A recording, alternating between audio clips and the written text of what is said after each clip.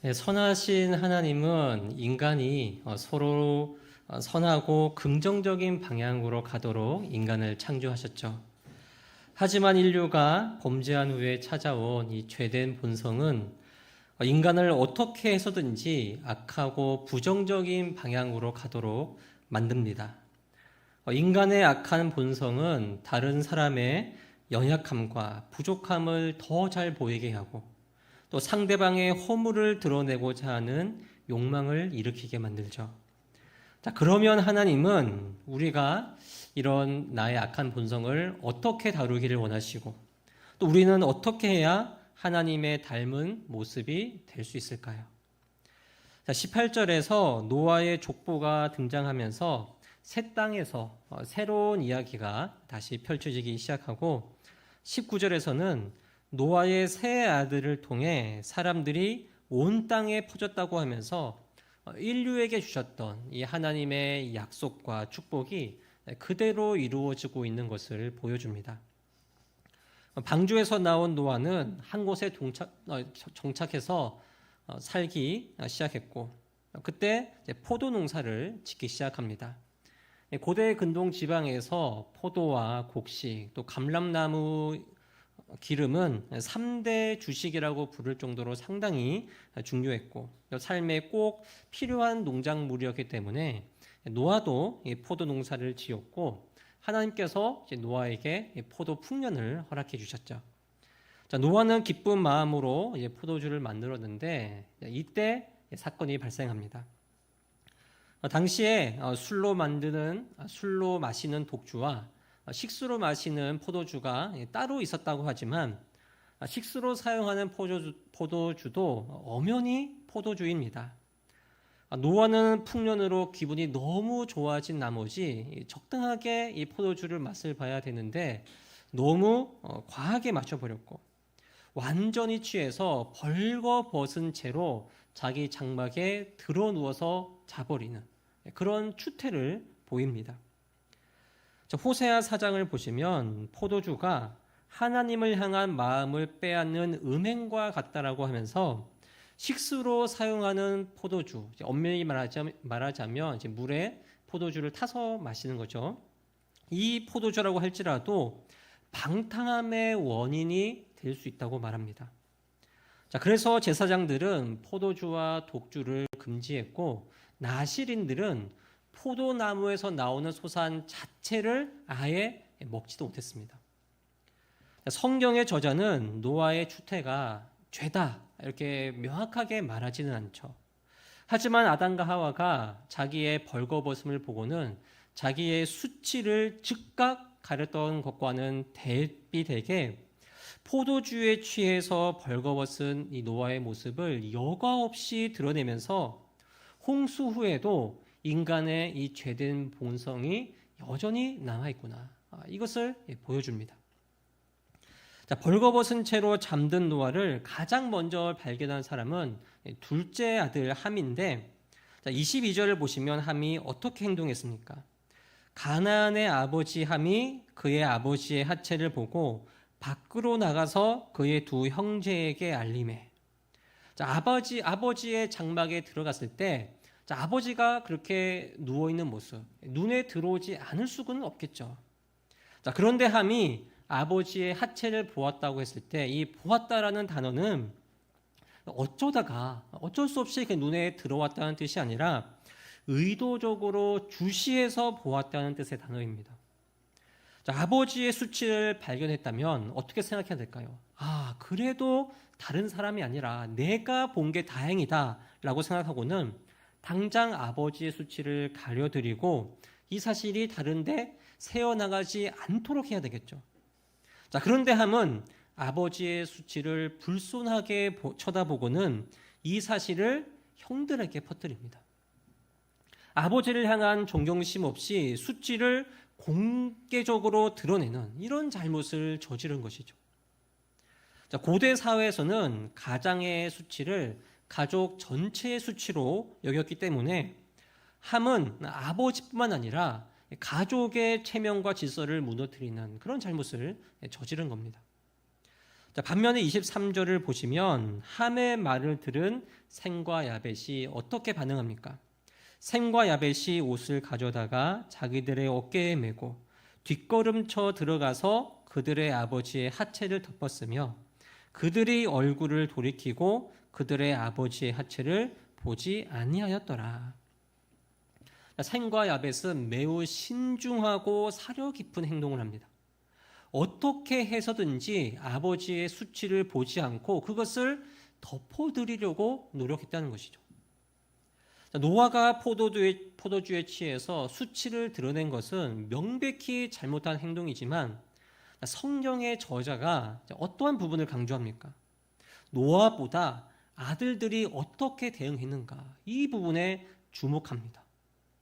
허물을 드러내는 모습과 허물을 덮어주는 모습을 극적으로 대비시키는 것이죠. 술이 깬 후 전후 사정을 들은 노아는 아들들의 행동을 듣고는 어떻게 반응합니까? 25절을 보시면 함에게 이렇게 말합니다. 가나안은 저주를 받아 그의 형들의 종들의 종이 되기를 원하노라. 노아는 형제들 앞에서 공개적으로 저주를 선언합니다. 반면에 26절과 27절에서는 셈과 야벳을 또 공개적으로 축복하죠. 또 이르되 셈의 하나님 여호와를 찬송하리로다. 가나안은 셈의 종이 되고 하나님이 야벳을 창대하게 하사 셈의 장막에 거하게 하시고 가나안은 그의 종이 되게 하시기를 원하노라 하였더라. 아들들을 향한 노아의 반응을 보면 한 가지 의문점을 품지 않을 수가 없습니다. 잘한 일은 칭찬하고 못한 일은 질책하는 게 맞을 수 있는데 노아는 저주를 내립니다. 저주. 성경의 저자는 노아가 저주한 이유를 명확하게 밝히지는 않습니다. 그러나 성경을 전체적으로 보면 노아의 행동이 이해가 되는 부분이 있습니다. 성경은 성경 곳곳에서 사랑을 상당히 강조합니다. 특히 형제의 연약함을 포용하고 덮어주는 이 공동체 안에서의 어떤 이 사랑을 강조하는데, 그렇다면 형제의 사랑과 반대되는 모습은 어떤 모습일까요? 형제의 잘못을 지적하고 드러내고 정죄하는 모습이겠죠. 다른 사람의 연약함과 부족함에 주목하고 그것을 가만두지 못하는 이런 악한 모습과 대비가 됩니다. 중요한 것은 이런 악한 모습이 누구와 닮았는가, 이거냐는 것이죠. 욥기 말씀을 보면 하나님께서 사탄에게 뇌가 어디서 왔느냐고 물으셨고 사탄은 땅을 두루 돌아 여기저기 다녀왔다고 대답하는데, 이어지는 하나님의 말씀을 보면 사탄은 욥을 계속해서 주시했던 것으로 보입니다. 당연히 욥을 사랑스러운 눈으로 본 게 아니겠죠. 성경의 저자는 욥이 온전하고 정직하여 하나님을 경외하며 악에서 떠났다고 했지만 사탄은 욥을 정죄할 만한 아주 자그마한 허물이 있는지를 뚫어지게 쳐다봤다는 겁니다. 스가랴 말씀을 보면 대제사장 여호수아가 더러운 옷을 입고 천사 앞에 섰는데, 더러운 옷은 바벨론에서 귀환한 이 포로의 생활에서 귀환한 백성들이 영적인 죄와 허물의 이 더러움, 이것을 표현하는 겁니다. 사탄은 어떻게 이렇게 더러운 자가 대제사장이 될 수 있겠냐고 하면서 여호수아를 고발하지만 하나님은 사탄을 책망하시면서 여호수아에게 아름다운 옷을 입혀주십니다. 누가복음에서 예수님은 사탄이 무엇을 요청한다고 말씀하시나요? 사탄이 너희를 마치 밀가부르듯 하겠다고 요구하였다. 요구한다는 말은 이 법정에서 상대방을 처벌하도록 자신에게 넘겨달라, 이런 뜻입니다. 사탄이 제 아들을 마구 흔들어서 그 믿음이 가짜라는 것을 증명해 보겠다, 이것을 요청하고 있는 것이죠. 요한계시록에서는 이런 사탄을 궁극적으로 어떤 자라고 표현합니까? 우리 형제들을 참소하던 자, 곧 우리 하나님 앞에서 밤낮 참소하던 자. 참소한다는 말은 다른 사람의 잘못을 윗사람에게 고발하는 행위를 가리키는데, 잘못이 아닌 것을 잘못인 것처럼 꾸미고 왜곡해서 고발하는 것은 물론 감추어진 것, 드러나지 않은 것을 일부러 들추어내어서 하나님께 일러 바쳐서 우리를 낙심하게 만드는 그런 행위를 가리키는 말입니다. 사탄이 참소를 통해서 이루려는 궁극적인 목표가 무엇일까요? 우리가 나같이 더러운 죄인은 하나님의 자녀가 될 수 없다고 생각하게 만들어서 하나님에게서 멀어지게 만드는 것. 이것이 궁극적인 목표겠죠. 자, 그리고 당연히 이것으로 끝나지 않습니다. 자, 하나님과 멀어지면 멀어질수록 다시 하나님께 나아가기는 점점 더 어려워집니다. 자, 그 모습을 보면서 사탄은 보십시오. 인간들이 자기가 잘못하고는 회개하지 않고 더 하나님께 멀어지려고만 합니다. 하나님을 더 거부하려고 합니다. 그렇게 하면서 다시 우리를 참소하는 것. 이것이 사탄의 모습이라는 것이죠.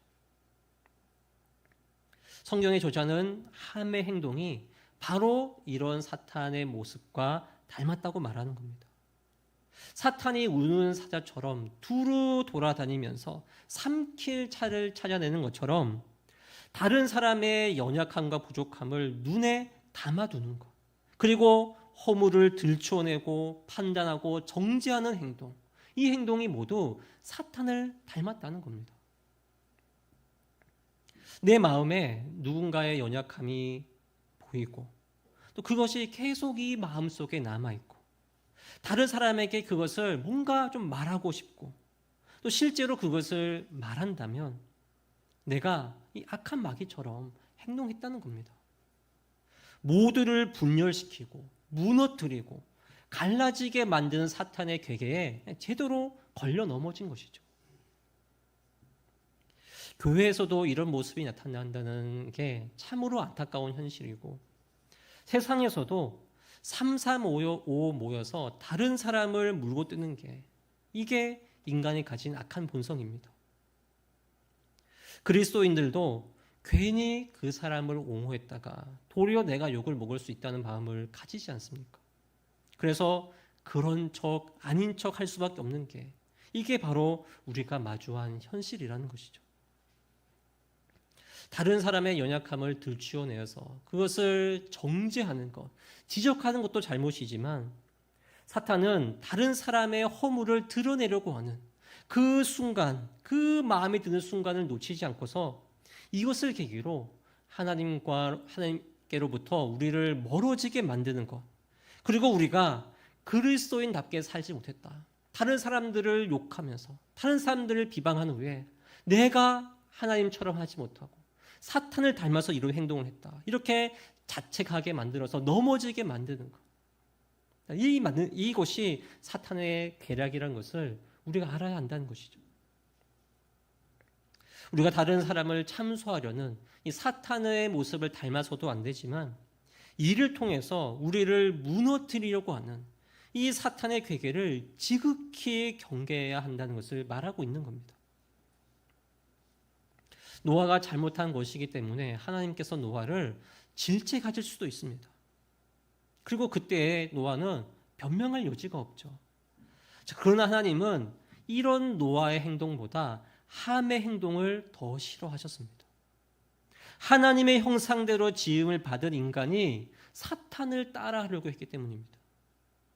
당시의 축복과 저주가 궁극적으로 하나님의 영역이라는 점을 생각하면 노아의 저주는 곧 하나님의 질책이라고 할 수가 있습니다.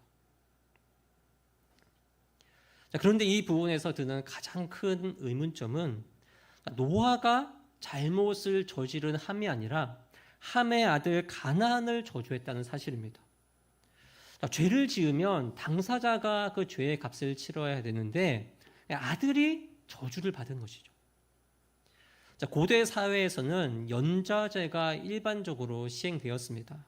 연좌제는 범죄자의 가족과 친인척은 물론 그 범죄자와 가까운 사람도 처벌할 수 있는 그런 법을 말하는 것이죠. 하지만 예레미야와 에스겔 말씀에는 아버지의 죄가 아들에게 대물림되지 않는다. 범죄하는 그 사람이 죽는 것이지 아버지의 죄로 아들이 죽는 것은 아니라고 명백하게 말합니다. 자, 그런데 본문에서는 함이 잘못했는데 함의 아들 가나안이 저주를 받습니다.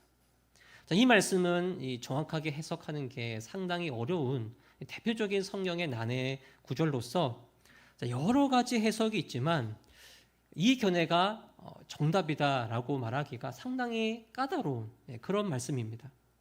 자, 그러나 이를 통해서 주시는 교훈은 상당히 명확한데 우리가 조금만 상상을 해보도록 하겠습니다. 자, 세월이 흘러서 나이가 들어도 부모에게 자식은 그냥 내 어린 자식이죠. 내 살 길도 걱정이지만 자식들 살 길이 더 걱정되는 게 부모의 마음이 아닌가 싶습니다. 자식이 아파하는 모습을 보면 차라리 내가 아프다는 생각이 들기도 하고, 자식이 눈물을 흘리면 부모에게는 피 눈물을 흘리는 게 이게 부모의 마음일 겁니다.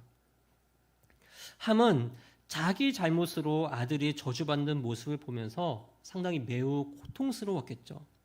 차라리 내가 저주를 받는 게 더 낫지 않았을까, 이런 생각을 해봤을 수도 있습니다. 자, 하나님은 아들이 저주받는 모습을 보면서 심한 괴로움을 겪어야 할 정도로 다른 사람의 연약함, 다른 사람의 부족함을 들추어내서 지적하는 것, 허물을 들추어내서 그 사람을 무너뜨리는 것, 이것이 매우 심각한 죄라는 것을 간접적으로 보여주고 있는 겁니다. 자, 이렇게 생각할 수 있는 근거가 무엇인가요? 하나님은 나의 죄를 용서해 주시려고 독생자를 십자가의 길로 가게 하셨는데, 독생자를 십자가에 달리게 하신 그 하나님 아버지의 마음이 어떠했을까요? 하나님께 어려운 일이란 있을 수가 없지만 그래도 단 한 가지 하나님께 어려운 일이 무엇이냐라고 한다면 독생자를 이 땅에 보내셔서 십자가에 달리게 하신 일, 이것만큼 어려운 일이 있을까요?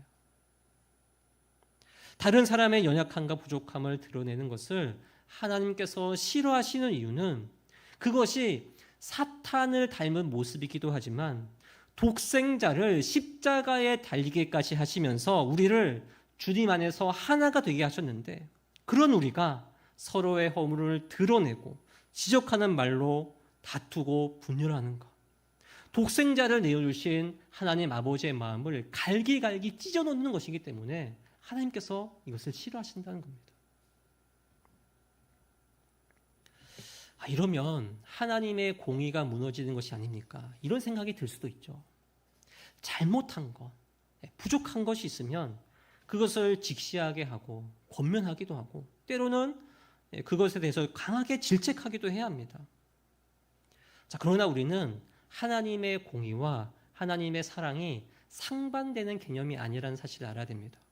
공의와 사랑은 모두 그 사람을 올바르게 세우는 것, 이것이 목적이기 때문이죠. 하지만 연약함을 드러내어 지적하는 것, 이것은 공의도 아니고 사랑도 아닙니다. 물론 모든 잘못을 다 무조건 덮어줘야 한다는 건 아닙니다.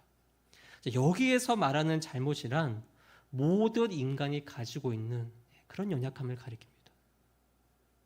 우리는 상대방에게 있는 허물이 나에게도 똑같이 있다는 사실을 인정해야 한다는 것이죠. 내가 다른 사람의 부족함을 품어주고 수용하고 덮어주는 사랑을 실천할 때 다른 사람도 나를 똑같이 그렇게 사랑해주고 수용하고 덮어준다는 사실을 깨달아야 됩니다. 마찬가지로 내가 비난할 때, 내가 지적할 때, 들추어낼 때 그것이 언제든지 나에게 되돌아올 수 있다는 거예요.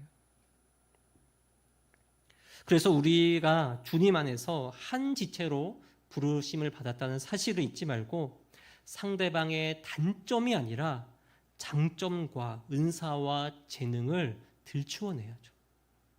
그래야 하나님께서 나에게 주신 장점과 은사와 재능을 마음껏 사용하시게 할 수 있습니다. 내가 상대방을 귀하게 여길 때 나도 귀하게 여김을 받는 것, 이것이 성경의 원리이기 때문입니다. 함의 모습이 다른 사람을 참수하는 이 사탄의 모습을 닮았다면, 노아의 수치를 덮어주었던 셈과 야벳은 누구의 모습을 닮았을까요? 바로 하나님입니다. 아담과 하와가 범죄한 후 자신들의 벌거벗음을 나뭇잎으로 가렸지만, 나뭇잎으로 만든 수치가 과연 그 모든 수치를 다 가릴 수 있었을까요? 여차저차 해도 다 가릴 수가 없고, 또 시간이 지나면 그것이 다 마르거나 해져서 다시 수치가 드러나게 되어 있습니다. 그래서 하나님은 두려움에 떨고 있는 아담과 하와에게 가죽으로 만든 옷을 입히셔서 아담과 하와의 수치와 허물을 다 덮어주셨습니다. 셈과 야벳이 아버지의 수치를 보지 않고 허물을 가려준 행동은 아담과 하와의 죄를 덮어주신 하나님의 모습을 닮았다는 것이죠. 그래서 하나님은 노아를 통해서 셈과 야벳에게 축복을 내려주신 겁니다. 하나님은 짐승의 피를 흘려서 아담과 하와의 수치를 덮어주셨고, 독생자의 보혈이 흐르게 하셔서 나의 모든 죄를 덮어주셨습니다. 하나님은 하나님의 자녀인 우리가 하나님을 닮아서 서로의 연약함을 용납해주고 덮어주는 하나님의 사랑을 실천하기를 원하시고 계십니다.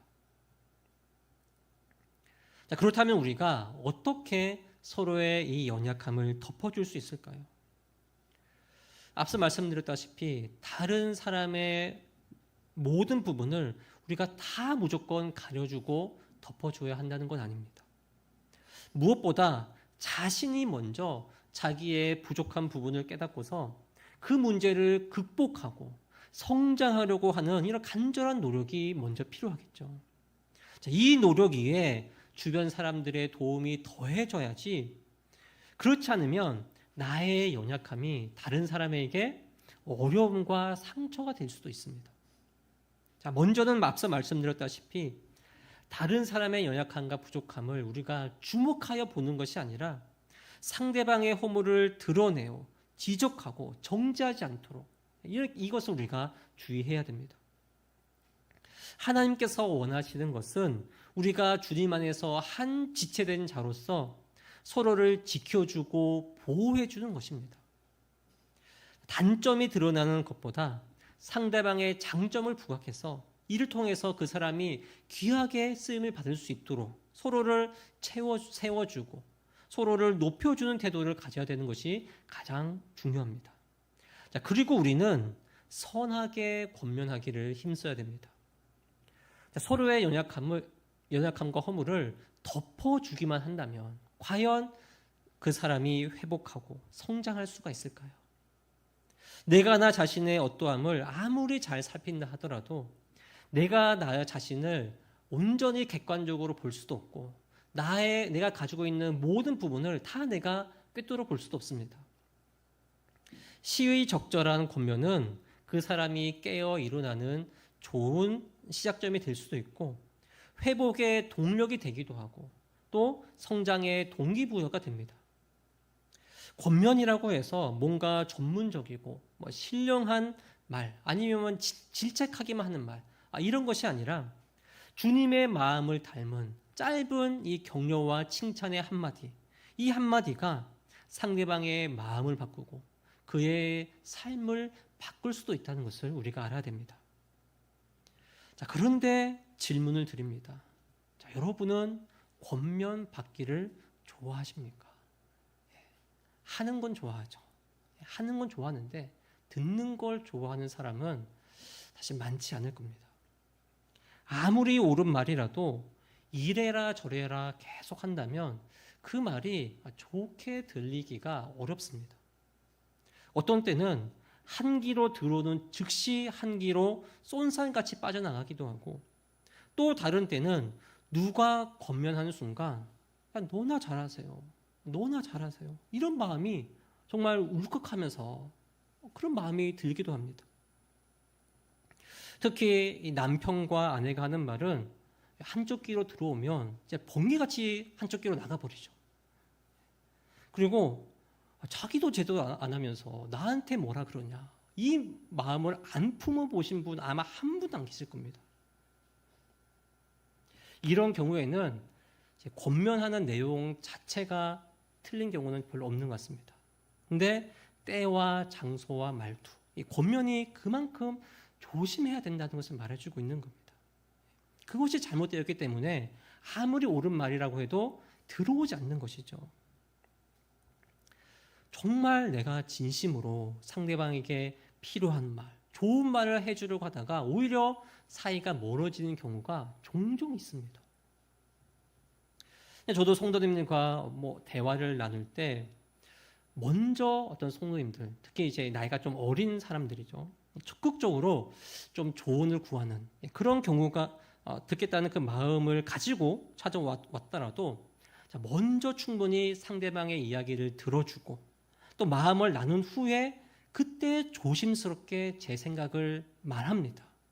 목사의 말이라고 해서 그 말이 무조건 다 좋게만 들리는 건 아니지 않습니까? 인간의 악한 본성은 아무리 옳고 좋은 말을 전하려고 해도 가시가 들어가게 되어 있고 들을 때에도 상대방의 이 진심을 곡해해서 듣는 것, 이것이 우리가 가지고 있는 악한 본성입니다. 그래서 이 고민이라는 것이 때로는 해도 독이고 안 해도 독인 경우가 상당히 많습니다. 그래서 그러면 단순히 상대방의 연약함을 들춰내지 않는 것, 이것으로 끝내면 될까요? 아니면 무조건 그냥 격려해 주는 말, 칭찬해 주는 말, 이렇게만 해줘야 되는 걸까요? 자, 느헤미야는 예루살렘이 멸망한 소식을 듣고 금식하며 기도했는데 느헤미야가 기도한 그 내용을 보면 마치 이스라엘의 죄를 자신의 죄인 것처럼 생각하면서 기도합니다. 다른 사람의 죄와 허물까지도 나의 죄와 허물인 것처럼 생각하고 상대방을 위해 간절한 마음으로 하나님께 기도하는 이 마음이 필요하다는 거죠. 제자들이 3년이나 예수님의 말씀을 들었지만 예수님께서 말씀하신 그 뜻을 다 헤아려 알지 못했습니다. 그래도 예수님은 끝까지 제자들에게 하나님의 말씀을 가르쳐 주셨고 십자가를 앞에 두신 상황에서조차 제자들을 위해서 기도하셨습니다. 예수님께서 승천하신 후에 제자들이 그들의 사명을 목숨 바쳐서 감당할 수 있었던 이유가 무엇인가요? 먼저는 성령께서 오셔서 예수님의 가르쳐 주심을 기억나게 해주셨다는 것, 그리고 제자들을 위한 예수님의 기도가 있었다는 사실을 알아야 됩니다.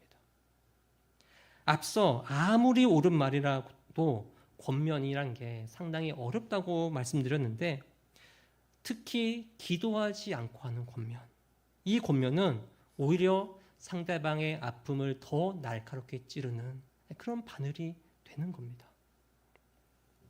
그래서 가장 좋은 권면이 무엇인가요? 하나님께서 나의 기도를 사용하셔서 하나님께서 그 사람을 바꾸어 나가시는 겁니다. 때로는 아무리 기도해도 아무것도 바뀌지 않는 것 같죠. 그래서 답답합니다. 하지만 상대방을 위해 간절하게 기도하는 모습은 하늘 보좌 우편에서 우리를 위해서 중보하시는 예수 그리스도의 모습과 닮았기 때문에 하나님은 나의 기도를 통해서 그 사람에게 역사하신다는 사실을 우리가 믿어야 합니다.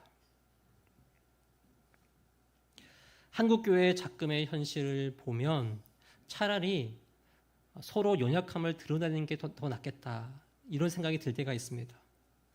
상대방의 연약함을 드러낸다는 건 그래도 상대방에게 관심이 있다는 뜻이지 않습니까? 그렇다고 정말로 연약함을 드러내야 한다는 것이 아니라 그만큼 현재의 한국교회를 보면 서로가 서로에게 선한 영향력을 주고 또 사랑을 전하는 모습을 많이 상실했다는 겁니다. 정말 교회에 왔다가 가는 사람들이 너무나도 많아졌습니다. 사탄이 원하는 교회의 최종적인 모습은 서로 싸워서 분열하는 것, 그것을 넘어서서 서로를 향한 무관심한 모습이 아닐까요? 하나님은 성도들이 하나님을 닮아서 서로의 연약함을 덮어주고 서로를 위해서 간절하게 기도하며 서로를 격려하는 공동체가 되길 원하십니다. 계속해서 누가 누구인지도 모르는 그냥 예배를 찍고 가는 그런 한국교회의 문화가 생기는 것이 아니라 그 속에서도 서로를 위해서 기도해주고 서로를 품어주고 서로와 동역하는 그런 모습을 원하신다는 거예요. 우리는 서로의 허물을 들추어내서 지적하는 기 위해서 부르심을 받은 게 아니라 서로 적극적으로 사랑하기 위해서 부르심을 받았습니다. 모든 성도님이 서로의 허물을 덮어주고 또 서로의 장점을 들추어내고 서로를 위해서 간절하게 기도하면서 서로를 격려해주고 위로해주고 결국에는 하나님의 모습을 닮아가는 우리 민들레 교회 또 우리 모든 성도님 되시기를 주님의 이름으로 간절히 축복합니다.